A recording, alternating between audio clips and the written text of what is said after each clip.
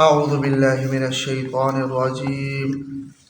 بسم الله الرحمن الرحيم.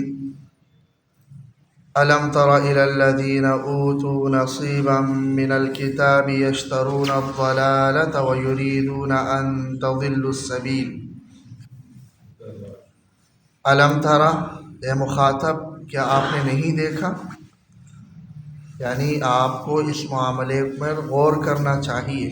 کتنا عجیب معاملہ. کیا آپ نے نہیں دیکھا الی الذین، ان لوگوں کو، اوتوا نصیبا من الکتاب، جنہیں کتاب کا ایک بڑا حصہ عطا کیا گیا. کتاب سے مراد تورات کا ایک بڑا حصہ علم کا انہیں عطا کیا گیا. یشترون الضلالۃ، وہ گمراہی کو اختیار کیے ہوئے ہیں. وَيُرِيدُونَ أَن تَضِلُّوا السَّبِيلَ، اور یہ چاہتے ہیں کہ تم بھی راہ راست سے بھٹک جاؤ.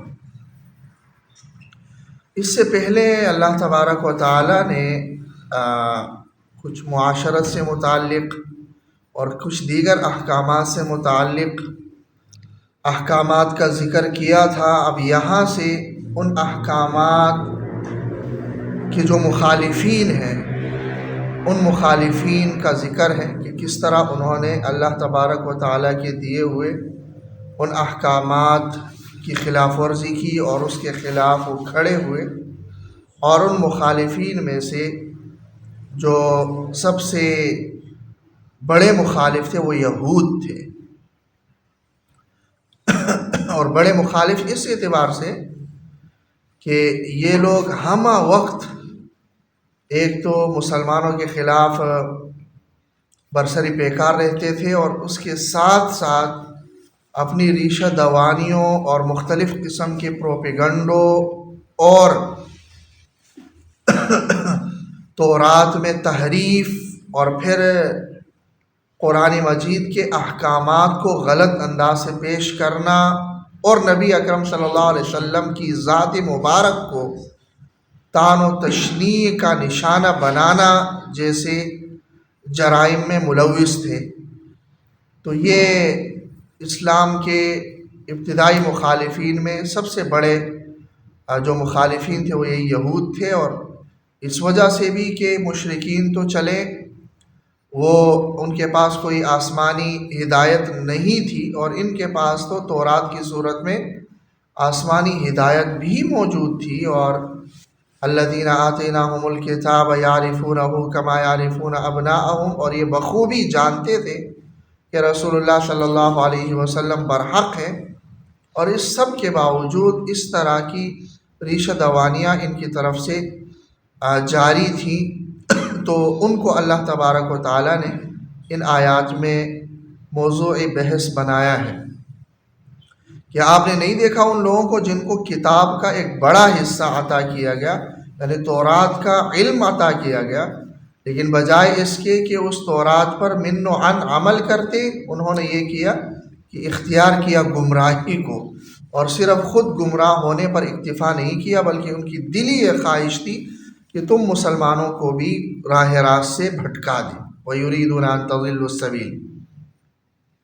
تو یہ تمہارے دشمن ہیں اور تمہیں اپنے دشمن کو پہچاننا چاہیے. اگر تم نہیں پہچانتے اور ان کے پہچان میں تو وَاللَّهُ أَعْلَمُ بِأَعْدَائِكُمْ، اللہ تو تمہارے دشمن بخوبی جانتا ہے. اور اللہ چونکہ جانتا تھا کہ یہ تمہارے دشمن ہیں اس لیے تمہیں بتا دی. اور اب اس فکر میں مت پڑنا کہ یہ ہمارے مخالف ہیں تو ہمارا کیا بنے گا، بلکہ اللہ پر توکل کرنا، کیونکہ وَكَفَى بِاللَّهِ وَلِيًّا، اور اللہ کافی ہے مددگار، بلکہ اللہ کافی ہے دوست، حمایتی. وَكَفَى بِاللَّهِ وَلِيًّا، اور اللہ بطور حمایتی کے تمہارے لیے کافی ہے. وَكَفَى بِاللَّهِ نَصِيرًا، اور اللہ تبارک و تعالیٰ بطور مددگار تمہارے لیے کافی ہے. اس لیے ان کی دشمنی سے تمہیں خائف نہیں ہونا چاہیے، پریشان نہیں ہونا چاہیے، بلکہ اللہ تبارک و تعالیٰ کی مدد اور اس کی حمایت پر نظر ہونی چاہیے اور اسی کا اسی کی طلبگاری ہونی چاہیے۔ من الذین ہادوا، آگے یہی تصریح ہے، اوپر کی آیت میں تصریح تو نہیں ہے، کتاب جن کو عطا کی گئی، کتاب نصارہ کو بھی دی گئی ہے، کتاب یہود کو بھی دی گئی ہے، کتاب مسلمانوں کو بھی دی گئی ہے، یہاں تصریح ہے کہ یہ لوگ یہودی ہیں۔ من الذین ہادوا، یہ ان لوگوں میں سے ہیں جنہوں نے یہودیت اختیار کی، یعنی پہلے تو یہ مسلمان تھے، کیونکہ اسلام تو دنیا میں جو پہلا انسان آیا ہے حضرت آدم علیہ السلام، تب سے اسلام کا آغاز ہوا ہے۔ یہ بعد میں یہودی بنے، اسی لیے فرمایا کہ من الذین ہادوا، یہ وہ لوگ ہیں جو یہودی بنے، کہ انہوں نے اسلام میں تحریف کی، تورات میں تحریف کی، اس کے احکامات کو بدل دیا اور اپنی خواہش کے مطابق کر دیا، جو یہودیت تھی۔ تو یہ یہودی ہے، اور ان کے دیگر کفریات کے ساتھ ساتھ ان کا کفریہ اعمال میں سے ایک عمل یہ بھی ہے کہ یحرفون الکلم عن مواضعہ، یہ کلام کو یعنی اللہ تبارک و تعالیٰ کے احکامات کو اور اس کے کلام کو اس کے اصل مقام سے پھیر دیتے ہیں، اس میں تحریف کرتے ہیں، تورات کے الفاظ میں تحریف کرتے ہیں، اور تورات میں یعنی لفظی تحریف بھی وہ کرتے تھے کہ الفاظ کو بدل دیا، معنوی تحریف بھی وہ کرتے تھے کہ الفاظ کو تو نہیں بدلا لیکن اس کے معنی کو بدل دیا۔ اور پھر یہ تحریف صرف تورات کی حد تک بھی ہو سکتی ہے کہ انہوں نے وہاں تعریف کرتے تھے، اور یہ بھی کہ رسول اللہ صلی اللہ علیہ وسلم کے جو احکامات سنتے تھے، وہ ان احکامات کو اس کے اصل معنی سے بدل کر کوئی اور معنی اسے دے دیتے تھے، تو یہ تحریف تھی ان کے اندر۔ تو یحرفون الکلم عن مواضعہ، کلام کو اس کے اصل مقام سے پھیر دیتے تھے، یہ ایک کفر تھا ان کے اندر۔ اور اس کے علاوہ یہ ہے کہ وہ رسول اللہ صلی اللہ علیہ وسلم کی ذات کو اور مسلمانوں کو طعن و تشنیع کا نشانہ بنایا کرتے تھے۔ وَيَقُولُونَ، اور یہ لوگ کہا کرتے تھے، سمعنا، ہم نے سن لیا، وعصینا، اور ہم نے نافرمانی کی۔ ایک لفظ تو یہ کہا کرتے تھے، اور دوسرا لفظ کہتے تھے واسمع غیر مسمع، اور تیسرا لفظ کہتے تھے راعنا۔ سورہ بقرہ میں بھی یہ بحث گزر چکی ہے، یا ایھا الذین آمنوا لا تقولوا راعنا، کہ یہ یہود رسول اللہ صلی اللہ علیہ وسلم کی مجلس میں آتے اور ذو معنی الفاظ کہا کرتے تھے، کہ جس کا ایک اچھا مطلب بھی ہو سکتا تھا اور برا مطلب بھی ہو سکتا ہے۔ بظاہر صحابہ کرام تو یہی سمجھتے تھے کہ ان کا مطلب اچھا ہے، لیکن وہ اس کا برا مطلب اور برا معنی مراد لیا کرتے تھے۔ ان الفاظ میں سے ایک لفظ وہی سورہ بقرہ میں مذکور ہے راعنا، جو یہاں پر بھی ہے۔ ایک لفظ وہ کہا کرتے تھے سمعنا وعصینا، ہم نے سن لیا اور ہم نے نافرمانی کی۔ اس کا اچھا مطلب یہی ہے کہ ہم نے رسول اللہ صلی اللہ علیہ وسلم کی باتوں کو سن لیا، اور آپ کی باتوں کے علاوہ جو مخالفین کی باتیں ہیں اس کو ہم نے نہیں مانا، اس کی نافرمانی کی، یہ اچھا مطلب ہے۔ لیکن وہ یہ اچھا مطلب مراد نہیں لیا کرتے تھے، بلکہ ان کی مراد یہ تھی کہ ہم نے آپ کی بات سن لی اور ہم نے کون سا عمل کرنا ہے، ہم نے نافرمانی کی۔ یہ اصطلاحات تھی یا محاورات تھی عرب کے اندر، کہ کسی کی بات سننے کے بعد جب اس کو یقین دہانی کروائی جاتی تھی کہ میں نے مان لیا آپ کی بات کے آگے، میں نے اپنا سر جھکا لیا، تو کہتے تھے سمعنا وعصینا، تو یہ لفظ استعمال ہوتا تھا۔ لیکن وہ یہ چونکہ ذو معنی ہے، اس کا یہ معنی بھی ہو سکتا ہے کہ ہم نے آپ کی بات سنی اور اس کو نہیں مانا، تو وہ اس غلط معنی میں استعمال کرتے تھے، اور وہ چاہتے تھے کہ مسلمان سادہ لوگ مسلمان بھی یہی الفاظ استعمال کر لے اور اس کو ہم ٹھٹا اور مذاق بنا لے، کہ دیکھیں کس طرح سے جو ہے نا وہ ہماری باتوں میں آ رہے ہیں۔ دوسرا لفظ جو استعمال عرب میں استعمال ہوتا تھا وہ یہ تھا کہ اسمع غیر مسمعن. اس کا ترجمہ یہی ہے کہ اسمع آپ سن لیجئے، آپ سن لیجئے غیر مسمعن، اور ایسا ہو کہ آپ کو نہ سنایا جائے. یہ محاورہ ہے اسمع غیر مسمع. اس کا ایک درست معنی تو یہی ہے کہ آپ اپنے موافق باتیں ہی آپ سنیں، کہ آپ جو احکامات لوگوں کو دے تو اس کے رد عمل میں آپ کی موافقت ہی ہو، آپ کی مخالفت نہ ہو.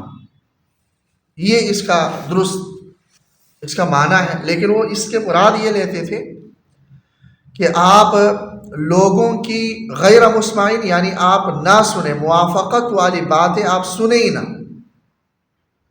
بلکہ مخالفت والی باتیں آپ سنیں. تو یہ معنی وہ لے لیتے تھے. اور رائنا کا ایک معنی یہی ہے کہ ہماری طرف توجہ کیجیے. لیکن وہ اس دوسرا معنی یہ لیتے تھے کہ رائنا تھوڑا سا لیم بالسنتہم جیسے آگے کہ راعینا یعنی ہمارے چرواہے. تو یہ غلط معنی وہ مراد لیا کرتے تھے. تو یہ الفاظ کہا کرتے تھے. وَيَقُولُونَ اور وہ کہتے تھے سمعنا وعصینا. ایک یہ لفظ اسمع غیر مسمع، دوسرا یہ لفظ، تیسرا راعنا.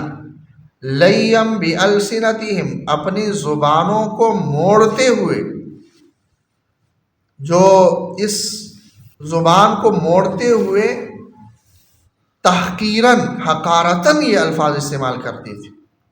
اگر ان الفاظ کو صحیح طریقے سے استعمال کیا جائے تو پھر تو اس میں کوئی حقارت نہیں ہے، تحقیر نہیں ہے. لیکن زبان کو موڑ کر وہ اس طریقے سے ادا کر لیا کرتے تھے کہ اس میں تحقیر کا شائبہ ہوتا تھا، اور تحقیر وہ مراد لیا کرتے تھے. وَطَعْنًا فِي الدِّينِ اور دین میں طعن اور تشنیع کی غرض سے یہ الفاظ استعمال کیا کرتے تھے. تو یہ ایک برائی تھی ان کے اندر. تو دین اور شعائر دین ان کا مذاق اڑانا یہ یہود کا وتیرہ ہے. اور ہمیں اپنے نسل کو یہ سکھانا ہوگا. بہت سارے معاملات میں ہم دیکھتے ہیں کہ کوئی خصوصاً نوجوان طبقے میں کوئی داڑھی کا مذاق اڑا رہا ہوتا ہے، کوئی پگڑی کا مذاق اڑا رہا ہوتا ہے، اور دینی حلیے کا وہ مذاق اڑاتے ہیں، چاہے وہ سیاسی مخالفت میں ہو. یہ بات بھی ملحوظ ہونی چاہیے کہ دوسرا آپ کا سیاسی مخالف ہے لیکن اس کا حلیہ علماء والا ہے، دینداروں والا ہے، اور اس پر آپ میمز بناتے ہیں اور اس کے حلیے کو جو آپ بگاڑتے ہیں. تو اس میں بہت احتیاط برتنی چاہیے کہ یہ ایسا نہ ہو کہ شعائر دین کا مذاق اڑا لیا جائے. یا جیسے ایک بعض لوگ لفظ مولوی کو بطور طعن اور بطور تشنیع کے جو استعمال کرتے ہیں، ان لوگوں کو بھی اس بات پر غور کرنا ہوگا کہ کسی کو مولوی بطور طعن کے کہہ لینا، جیسے کہ ہمارے معاشرے میں یہ عام ہو چکا ہے. وہ مولوی جو استعمال کرتے ہیں کسی داڑھی والے کو، کسی ٹوپی والے کو. تو مطلب یہ ہوا کہ دین کے ساتھ اس کا ایک تعلق ہے، اور حلیے کی حد تک ہی کیوں نہ ہو لیکن دین کے ساتھ ایک تعلق کی بنیاد پر اس کو تانا دے دینا مولوی ہونے کا.